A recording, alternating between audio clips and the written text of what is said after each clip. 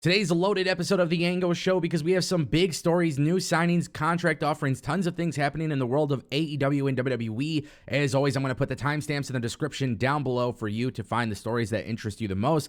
But make sure you guys watch the entire thing so you don't miss out on all of my hot takes because I might have a couple. Hey, we're kicking things off with WWE. Before we go to AEW, we're talking about WWE's new signing because they did, in fact, bring in a new commentator for WWE NXT Level Up. And if you don't watch WWE NXT Level Up, I'm not saying it's the most perfect show, but there's been a couple great matches that have happened every so often.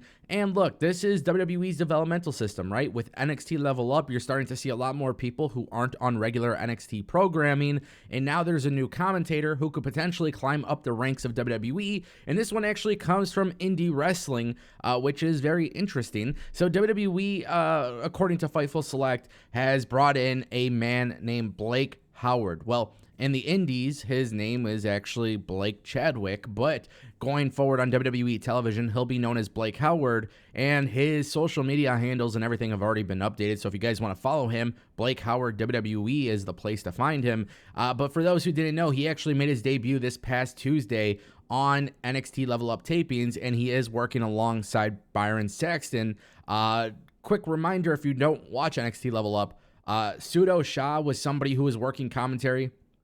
Then they had, I think, Matt Camp from The Bump, and then they also had Vic Joseph do commentary for NXT Level Up as well. But now they actually have a permanent replacement, and that permanent replacement is this man right here. He's worked in a ton of companies, some of the ones that have been written down. Coastal Championship Wrestling, WrestleCade, Ring Warriors, Combat Fights Unlimited, Virginia Championship Wrestling, West Coast Wrestling Connection, Titan Fighting, and others. And you may have noticed in that list, I actually spoke of a few MMA companies. That is because you may have seen his work on UFC Fight Pass. So he actually has a little bit of experience not only in pro wrestling, but also doing stuff in the world of MMA. I really welcome, somebody fresh, somebody that is not part of the WWE scene when it comes to commentary. Obviously, things start off at NXT Level Up for this gentleman, but there is a chance that he could work his way up. You never know. WWE is always constantly changing commentary teams. Maybe this guy is really, really good. Maybe he gets really over as a commentator. Maybe he is doing a really good job of telling the stories of what's happening in the ring, and WWE decides to move him to normal NXT or maybe to Raw and replaces Kevin Patrick. I don't know, but this is definitely some good news for WWE. I'm glad to see that they chose to go, a different route instead of just bringing in somebody from, WWE backstage or whatever. Nonetheless, guys, you may have heard the news.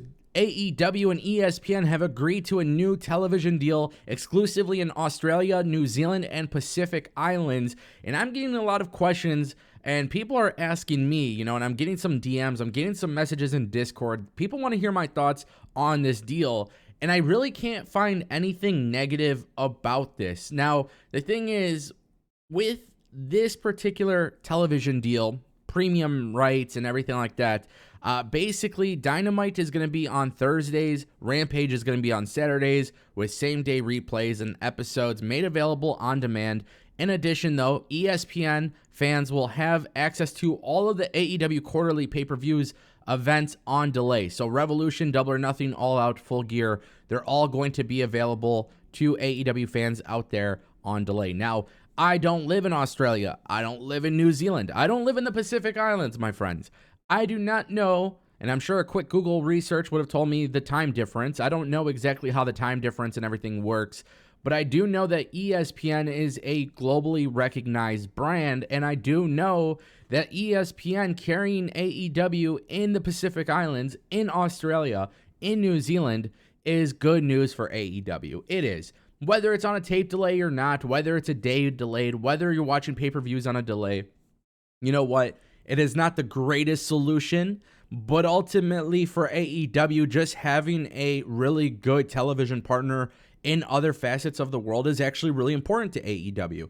And you guys will see, I think over time, AEW will continue to strike big deals with larger companies. We also know that AEW has a deal with DAZN internationally. So for AEW making these types of moves, it just gets their product out there in a bigger way. You know, I'm not going to sit here and talk about viewership numbers and ratings. You guys know I don't like that. But the point that I'm trying to make is that with AEW signing a TV deal with more television partners internationally, globally, it's only going to help their product in the long term. Whether it helps them right now, right this instant, probably not. But more than likely, you should expect some sort of improvement for AEW going forward. And keep in mind, in the United States, North America, AEW has some new television rights negotiations coming up very soon. So obviously, I'll keep you guys updated on that. And speaking of AEW, we still got a massive story to talk about. You guys may have remembered that I've been talking about EJ Nduka, or maybe known to you as Ezra Judge from WWE NXT. He went to MLW. He did some really great things in MLW. Then he had a match against Konosuke Takeshita on AEW Dark. And then everybody was wondering what the hell is going on, because Angle made a video talking about the reports and the rumors that EJ Nduka was possibly going to WWE. And this is where things get really interesting. Dave Meltzer actually wrote about this, and he reported that AEW has offered the former WWE superstar a contract. However, it's unclear whether Nduka has actually signed the contract.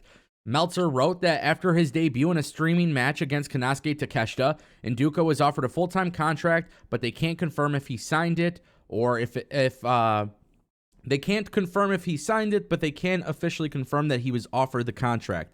Now, what's really, really interesting here is Nduka has left MLW, but of course, MLW is like on this like tape delay. They tape in advance. So you may have seen him on MLW Underground, which was on Reels.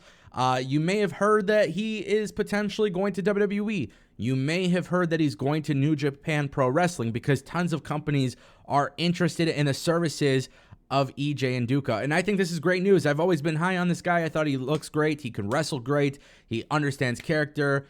This guy really got to shine in MLW more than NXT ever did for him. And the good news is people are interested. Tony Khan possibly signing this man could be a big deal. But of course, I'm going to say it. Because if you watch my videos, you know I say this all the time. Don't sign people if you don't have plans for them. And that's the biggest concern here that I would have for EJ Nduka. I feel like he could go into NXT. I actually thought Ezra Judge was a really cool name too. If they want to give him back that name, he could go into NXT and immediately be a big part of NXT. There's a lot of great stuff happening in NXT.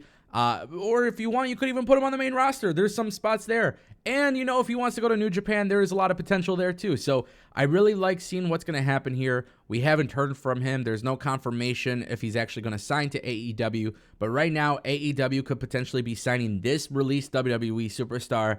And I wouldn't blame them for doing it. He's a great talent. He's a really great talent, and I just think the sky's the limit for this man. So let me know what you guys think in the comment section down below. As always, I'm going to keep you guys updated on everything happening in pro wrestling. So if you're really not subscribed to this channel, you definitely should. We're growing every single day. Become part of the community, Discord, and all of the links in the description down below if you want to support.